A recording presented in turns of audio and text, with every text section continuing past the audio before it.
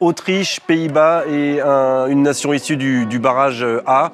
Ça vous inspire quoi comme premier mot, ce tirage au sort du soir? Oh, pardon. Je suis parti.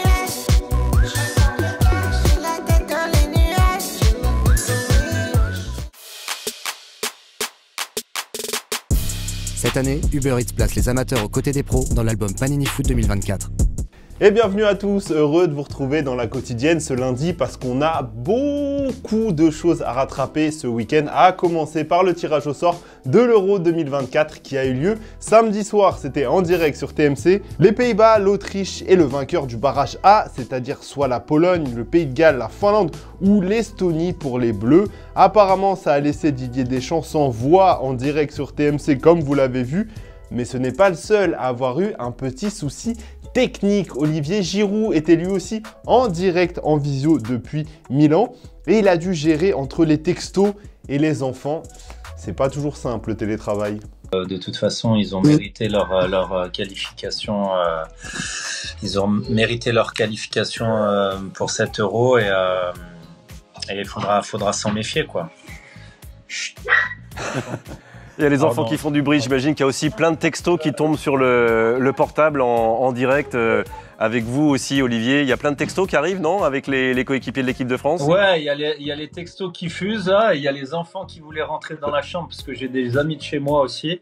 Et une fois qu'il a calmé toute la petite famille, Olivier Giroud, il a répondu à une question importante. Est-ce qu'il va prendre sa retraite après l'Euro? Pas de confirmation, mais ça sent quand même la dernière danse. On n'est pas passé loin en 2016 et c'est vraiment quelque chose que j'adorerais gagner avec la France.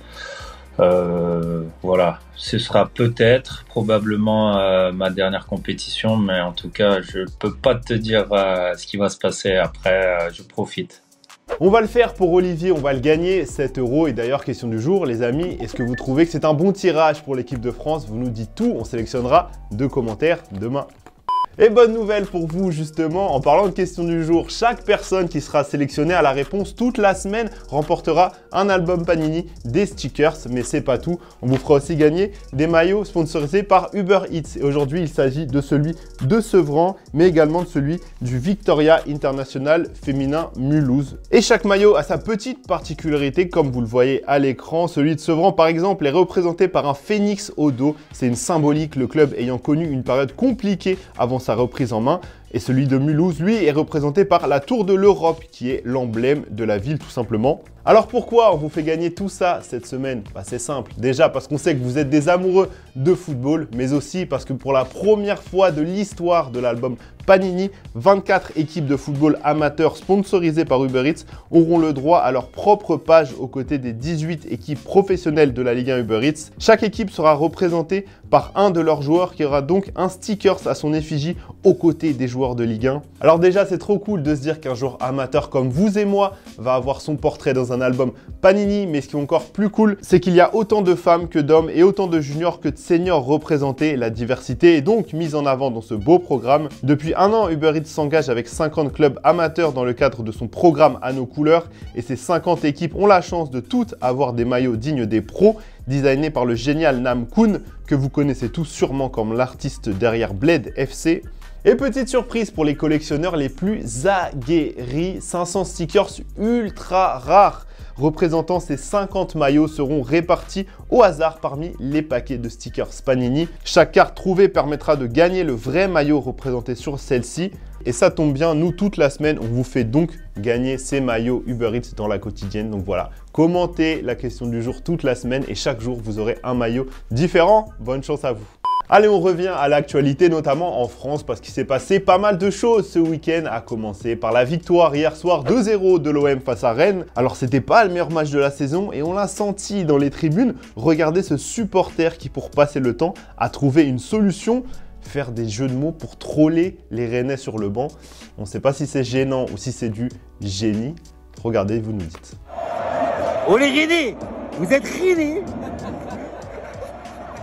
Oh les Rennais, vous êtes Rennais. Oh Ludovic Blas.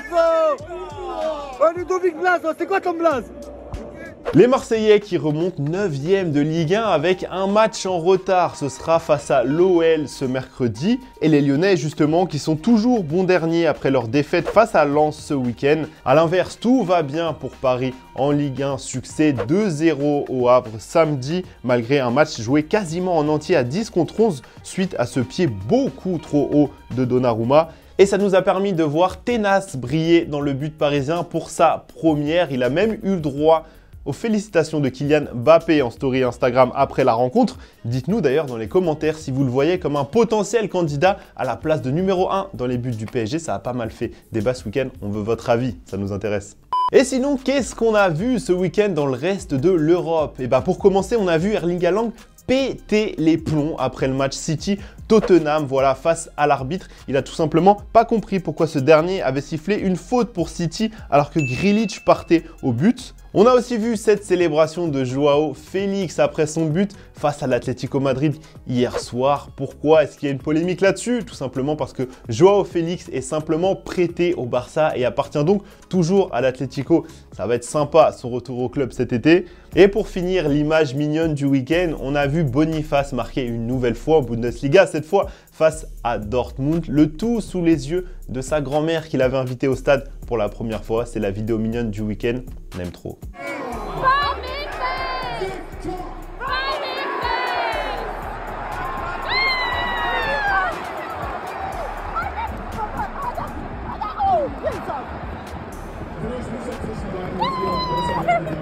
Et on vous parlait du tirage au sort de l'Euro 2024, ça tombe bien, on est très généreux aujourd'hui parce qu'on vous fait gagner toute la semaine ce ballon, c'est le vrai, celui de l'Euro 2024, offert gentiment par nos amis d'Adidas. Ça se passe sur Instagram cette fois, voilà, vous allez sur notre autre réseau social, tout est expliqué dans la description. Likez, commentez, partagez et vous remporterez peut-être ce magnifique ballon vendredi. Bonne chance! Et avant de se quitter, en parlant de concours, on vous faisait gagner la semaine dernière le maillot mystère offert par Un Bon Maillot. Bravo à toi Séraphin, tu remportes cette boîte mystère. On va te l'envoyer très rapidement. Et sur ce, on va se quitter. C'est déjà la fin de la quotidienne. Merci à tous de nous avoir suivis. On se retrouve demain, comme d'habitude, même endroit, même heure. Ciao. Dándoles unas clasecitas de cómo poner el brazo. Mira, si lo pones arriba y luego lo bajas, te lo marco así. ¡Viene Guiñón!